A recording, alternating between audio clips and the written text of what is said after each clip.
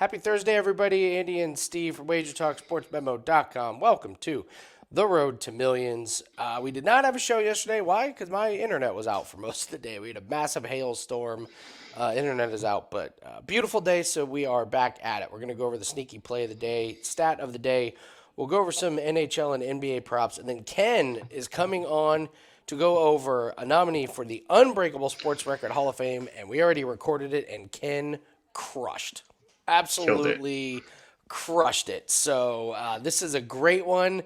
It's one that I hadn't even really thought about until he brought it up, but it's been great. So if you want to do one of your Sports Record Hall of Fame nominees, leave it in the comment section and we'll reach out. We got one planned for next week. Drake Dimes is going to come on and talk about one. So excited to have that. Hope everyone's having a great day. Go ahead and hit the thumbs up. Let's get into it. Steve, I'll let you go first here with the stat of the day. And we are going to the NBA here for the Pelicans and the Pacers. What's going on here? So after last night's 123-114 victory over the New Orleans Pelicans, 10 straight Pacers games with a total lower than 240 have gone under their respective totals. Last night's total was 239, so they fall just short at 237. And these teams play again tomorrow night, so it'll be interesting to see if that total comes out under 240. That's 10 straight now for Indiana. When they predict a lower scoring type of game, they tend to go over recently, at least.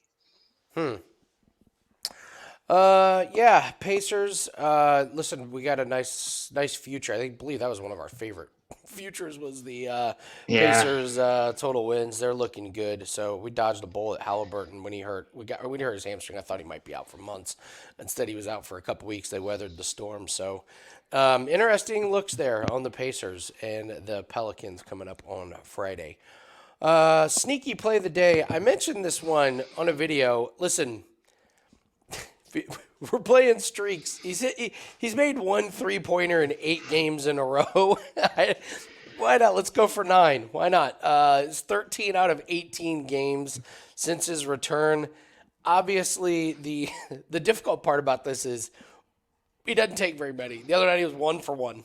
So you basically get like 1 or 2 chances to make it. But he only takes them unless he's wide open. I mean, this is, it's not a guy who's, coming and forcing a 3-point shot, but if he gets the ball past him and he's wide open, he's going to make one. The 8 straight is impressive, but that 13 out of 18 since his return is pretty glaring. That jumps off the page there for me, and we're getting a pretty decent price. As long as it's less than minus 150, I think it's worthy of it. So, you know me, Steve. I like streaks. It's a weird one. You could go the entire game and he could not have one, or he could hit one early in the first quarter, and then it's, easy cash. You don't have to worry about it anymore. So, Draymond, let's have him hit a 3-pointer tonight, and we'll see what happens.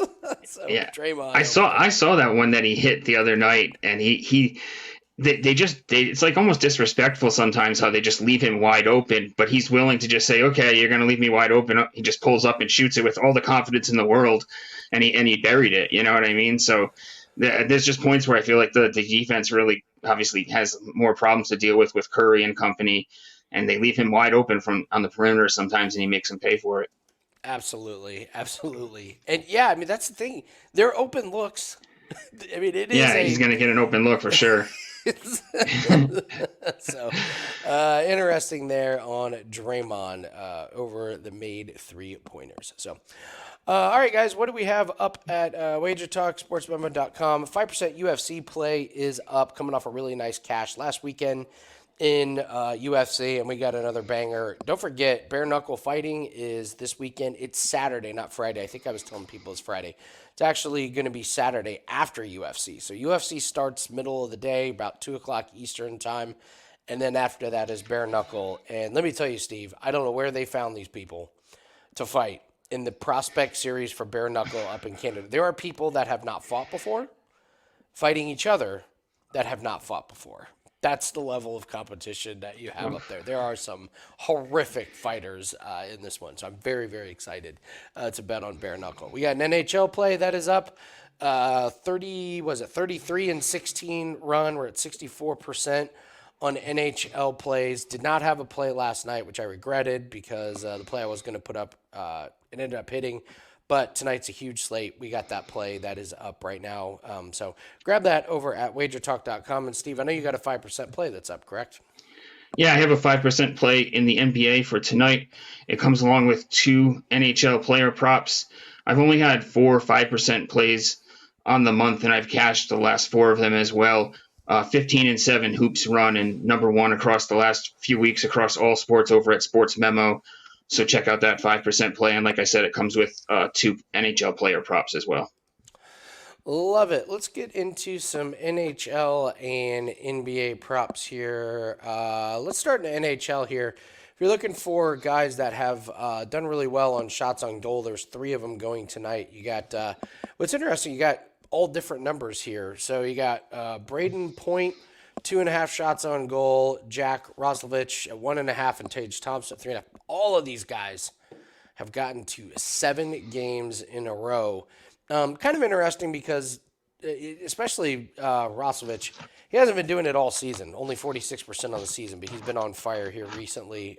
Braden Point's been getting it done all season. Tage Thompson, more of the same on that one. So if you're looking for guys that are on pretty good hot streaks for shots on goal, those are your guys. Any other NHL players or props you were looking at? Yeah, honestly, those you just mentioned, two of the main ones I had on my list. That Thompson play at plus money. That he's got it in the last 7, 9 of the last 10. And like I was saying the other day, he's almost like matchup proof. The Lightning allowed the 10th fewest shots on goal per game, but he just put up 5 in back-to-back games against number 1 and number 2 Carolina and Florida. So I'm riding this one until the wheels fall off. And I had the point play circled as well for shots on goal. Yeah, I mean, he's doubling it up. He had 7 the other night. So. Yeah, every time you look up, he has another shot, and I mean, it's going to be eventually they're going to move this thing up, or at least fix the juice on it, because at plus 110, it was plus 114 the other night, and I think I've cashed like the last 4 in a row with him now, so I'm gonna keep riding him until he fails me.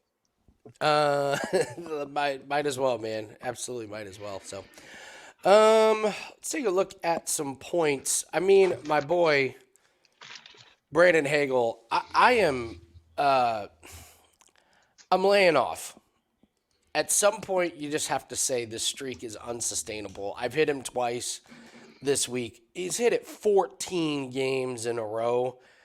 And I know that Buffalo's been giving up some goals recently, but Steve, I'm laying off of Brandon Hagel, Tampa Bay, to have a point. He's not going to get to like 20 games in a row, and it's minus 166, and I've hit a couple of them. He's got a ton of points, but this streak, I love the streaks, but at some point you have to know when to jump off of a streak. And I'm looking at it, and the other night they only scored 2 goals. He happened to have a point on one of them, so it's a pretty amazing streak. But at 166, if you're playing it again tonight, he's got to hit it in the next couple. He's got to hit like 2 out of 3 in order to justify it, and I just think the streak has kind of reached the point where it's a little bit unsustainable. So, Brandon Hagel, spoiler, is not my NHL max bet tonight, even though we played it a couple times. So, just a little word of warning on that one. So, you want to move to NBA here? Yes, sir. All right. What games do you want to talk about? So I had an under on Trey Jones in the Spurs Oklahoma City Thunder game, and we're going to be looking at his under points plus assists here. This is one that I talked about the other day, where the Oklahoma City Thunder have been just amazing against point guards over the last 30 days. They've allowed the second fewest points and the least assists over the last 30 days to opposing point guards. That was part of that Van Vliet play the other night. And if you look at Jones, he's in home games with Wemby on the court. He's under in 16 of 21 games, which is a 72% success rate to the under. On top of it off, you have the high potential for a blowout here. The Thunder here, double-digit favorites. They've blown out a 13-plus point victory in each of their last 4 games since the break. So I'm just going to keep riding this fading point guards against the Thunder here. Love it, love it. I talked about the one that I kind of like tonight with with Draymond over there. So, any other games that you liked plays in? Another under I like tonight is actually Claxton, under 10.5 rebounds in the Brooklyn Atlanta game. He's just really hit the wall here with rebounding recently. He's fallen short in his last 6 games, 7 of his last 8. The Hawks aren't a great rebounding team, but they're better at rebounding than the Nets. And he's had 10 and 11 against Atlanta this year, so just under, just over. But the juice is right on this one, and there's something going on here. If you look at it, they had the coaching change, and he's went under in 4 straight games now with Kevin Ollie as the interim head coach. So this is another one that I think you just keep playing until it fails you. There's something going on here where he's not getting the rebounds that he was earlier in the season. Yeah, that Nets team's in all kinds of trouble. I mean, they're not even competitive uh, in some of these games. I mean, they're putting up total game scores that some teams have gotten to in the first quarter, or Yeah. definitely through 3 quarters. So Brooklyn Nets is yeah, that's a pretty good one. Let's take a look and see if we got any fun streaks going on here. Wow, Chris Paul over his points. I guess 7.5. It's not hard to get over get over that one 7 games in a row. But I will be passing on Chris Paul points points games. Oh, Josh Hart was one of them. I looked at him the other day. They've moved this up. They were throwing out 11.5 on Josh Hart, and he was going over pretty easy. He's just been getting a lot of shot attempts with OG out and Randall out. But the books have made an adjustment up to 13.5. So 2 points doesn't sound like a lot, but he was getting 18, 16, 23, and 15. So when they had his line set at 11.5, he was easily going over this total. But 13.5, that's it's a whole extra basket or a couple free throws, and now it's a little bit tougher. So I don't know. It still might be worth another play or so, just because of his sheer shot attempts with how many are out there.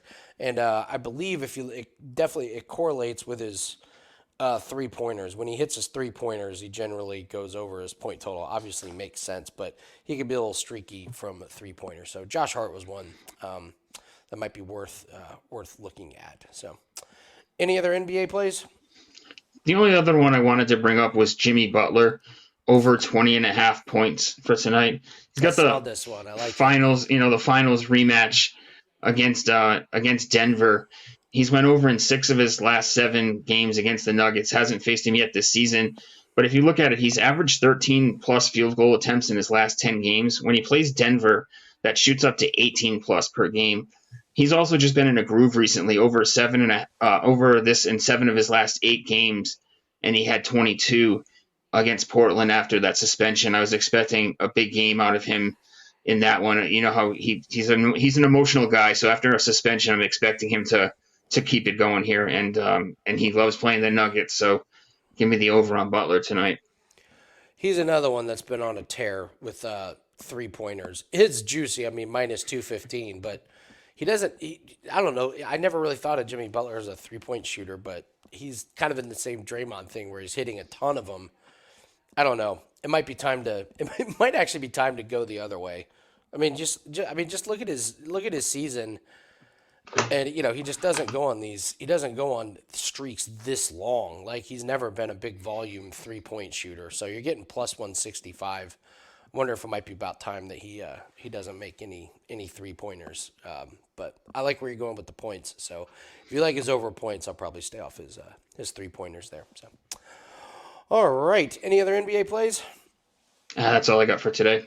All right, we're going to go to our nominee for our Sports Record Hall of Fame, Unbreakable Records. And Ken is joining us, and we're going to go over one of the all time scoring records in the NBA. So thanks, Ken. And guys, if you would like to come on the show and go over a nominee for the Sports Record Hall of Fame, just leave us a comment, hit the like button, tell us which one you like. Drake's going to come on next week, and we're going to go over one for there. So don't forget to go grab 5% UFC plays up. Steve's got a 5% play that is up for tonight. Let's keep those bank rolls. Let's keep building those bank rolls. Keep those profits coming in. Now let's take a look at Ken and what he has nominated for the Unbreakable Sports Record Hall of Fame. All right, guys, we have a nominee for the Unbreakable Sports Record Hall of Fame. Ken is joining us. We're going to talk Wilt Chamberlain. No, not that record. We're actually going to. Although we could fast track that one. It's a different Hall of Fame. So Ken, you brought up Wilt Chamberlain. He's got quite a few that we're going to talk about, or that we could talk about. We're going to talk about his averaging 50.4 points per game. You brought this one up. It's insane to even mention that. So what did you find out when you looked up Wilt Chamberlain in this record? Guys, it's unbelievable. I mean, we just think about that game at that point in time, and I think both of us, all three of us, are a little bit young to maybe have even seen him play. But to be honest with you, you look at the stats, and it's almost like video game stuff. That's what it really looks like. Obviously, many people know he averaged 50.4 points, 61-62. I don't know if that's a record that's ever going to be beaten. He did this in his third season.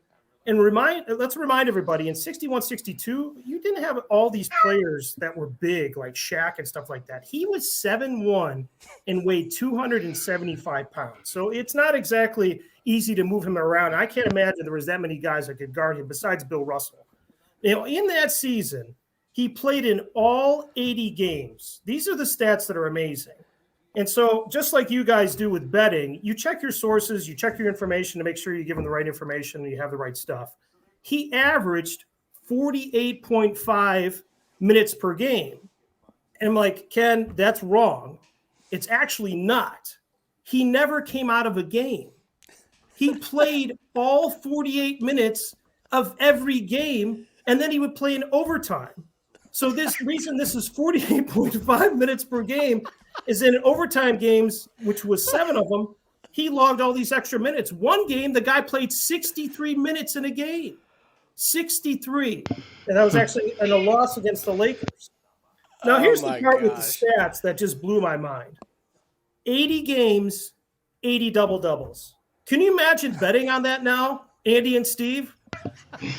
We talk about, you guys talk about LeBron James and three-pointers and Austin Reeves and three-pointers and all that stuff. Just put your money down on Wilt Chamberlain. You're going to win. Yeah, the ultimate parlay with the double-doubles, and we talk about the scoring, averaging 25 rebounds a game, which is the highest rebounding total for a season in the history of professional basketball. So in one season, he had the top rebounding average and the top point scoring average for the season. He did this while shooting 50%. Now, here's the part of his game that wasn't great. It was free throws. Now, I think you guys have heard this. So back in 1956, they changed the free throw rule because of him when he was playing for Kansas, where they basically said you have to have 2 feet on the ground behind the line. The guy was jumping from the free throw line and dunking the ball. And that's how he's doing free throws. Like, no, you can't do that. So they basically changed it. He was such a poor free throw shooter. He was shooting the ball like Rick Barry, which is the reason he had 61. But that was actually his best free throw shooting percentage in his career. Here's the stats when you talk about the season average that are amazing. Scored over 50 points 45 times that year. Scored over 60 points 16 times. This is also the same season where he scored 100 points in a game. Oh, and by the way, he had kind of 2 outliers. He had one game where he scored 78 points and another game he scored 73. I mean, it's just unbelievable. And as good as he was, the team still lost in the finals to Boston, who had a great team with Bob Cousy and Casey Jones and Bill Russell. But even during that time, he averaged 33 points and 26 rebounds. I mean, he still had really good stats. He holds the top scoring averages, first, second, third, fourth, and sixth all time. The only person that broke his, or I would say that broke up his string, Michael Jordan, 1986-87. And the most recent player to average a high amount of points is 7th, who played for the Clippers. That would be James Harden. So if you look at all those different things, part of the reason I don't think this record's ever going to be broken, the game is so much different. First of all, this was done with no three-point line at that time. They did have a shot clock. And I just think that the way the game is now, nobody's going to go through centers anymore. Everybody stands at the perimeter and does their thing. The other thing is the actual minutes being played. I mean, I don't ever see a player playing every single minute of every single game for 82 games. I mean, if you do the math, if you just look at Harden, who averaged 36.1 points per game, he logged 2,867 minutes, which is a lot. So he averaged 36 minutes a game. Chamberlain at 48.5 logged 3,882 minutes, which is the equivalent of playing 22 more games.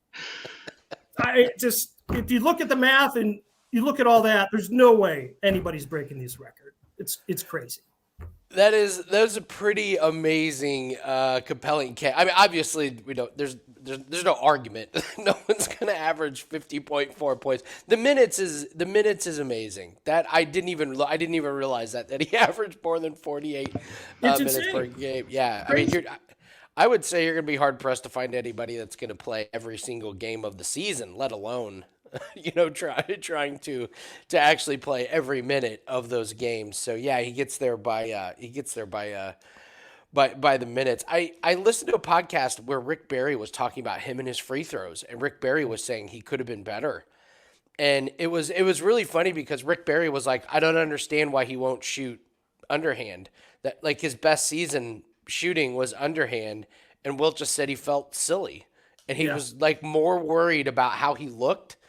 And Rick Barry was like, who cares how you look? You're scoring more points. It became this real thing where it was like, like what's more important, how you look and feel or the effectiveness of it? But it was really interesting. It's classic. Well, he was called the Big Dipper for many different reasons, but I'll be honest with you, he didn't want to be doing a lot of dipping at the free throw line, I guess. So. Well, Ken, this is an easy fast track. Steve, do you have anything else to add to this when you were looking this one up? Yeah, I mean, Ken covered a lot of stuff there. I mean, I just one thing that I really found interesting was that none of the top 10 to have this many points per game had led to a championship in that season. So, I mean, it's just interesting stuff. Just also he had 4 of the top 5. And, I mean, top 4 and 5 of the top 6 as well. This is definitely a fast track straight into our Hall of Fame for sure. That is absolutely great work here, kid. So I'm definitely gonna put this one in here. How's the betting world been treating you recently? What have you been interested in? Well, I'll be honest with you, Andy. I followed your plays, and obviously, as you know, we've been doing pretty well. Enjoyed the lacrosse plays. I've been following all of your player props, the whole videos you guys do. And Steve, I must say as well, and this is why I try to watch all of the WagerTalk stuff that I do. You find out tidbits of things I would never know. So you had a great one the other day, Steve, to be honest with you. Fred VanVleet. I mean, I'll be honest with you, I'm a Cleveland fan. I would never follow to see what he's doing. I would never know to do under his PRA, which won the other night or anything like that. Or the one that I wanted with you as well, Steve, with the Brooklyn Nets under their points. I mean, I think that's the great bonus that you guys bring to this. You just bring some other different stats, things that a normal bettor would not do. And in all honesty, I think it's been great. So my betting's been well. I mean, I'm controlling my bankroll, which is the big thing that I've learned from all you guys, as well as listening to many other podcasts.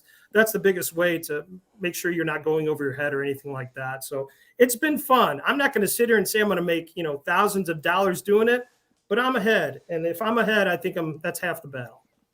That was one of the quotes from one of our audience members. You're never going to go broke if you always turn a profit. So that's truer words were never spoken. So, all right, we got Wilt Chamberlain, 50.4 points per game in 1961, 1962. That is absolutely in the Unbreakable Sports Record Hall of Fame. Ken, you knocked this one out of the park. It's a great Unbreakable Sports Record Hall of Fame nominee. Nice job on researching it, and I know you're out of town, so I really appreciate you jumping on. Good luck on all your betting, man, and don't be a stranger as always. Thanks, guys. Thanks for all you do. Appreciate it.